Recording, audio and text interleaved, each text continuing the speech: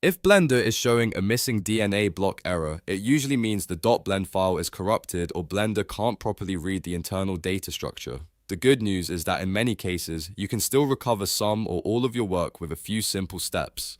In this video, I'll show you the fastest recovery methods first, then a safer advanced method for pulling usable data from a broken file. If this helps, please hit like and subscribe for more quick Blender fixes. Let's jump in. First, try the simplest recovery option. Open Blender, then go to File, then Recover, and click Autosave. Blender often stores backup versions automatically, and one of those files may open even if your main project is damaged. Once you're in the autosave list, look for the most recent version that still opens correctly. If it loads, save it immediately under a new file name so you don't overwrite anything.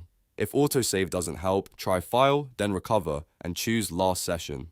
This can sometimes restore your previous working state if Blender closed unexpectedly or the file became unstable after your last save. Again, if it opens, save a clean copy right away. These two recovery options are the quickest things to test before moving on. Now, if the file still won't open normally, use the advanced recovery method. Open Blender, then go to File, and choose Append. This lets you pull data from the broken .blend file instead of fully opening it. Find the damaged file, click it, and then enter the object folder or the collection folder. These are the most useful places to recover scene content without forcing Blender to retrieve the entire corrupted file at once. From there, import only the valid data you still need. Start with objects or collections that appear intact and avoid bringing in anything that triggers errors. This method is especially helpful when only part of the file is damaged because you may still be able to rescue models, scenes, or assets even if the original project is broken. After you recover what you can, immediately save the new file under a different name. That gives you a clean version to continue working from,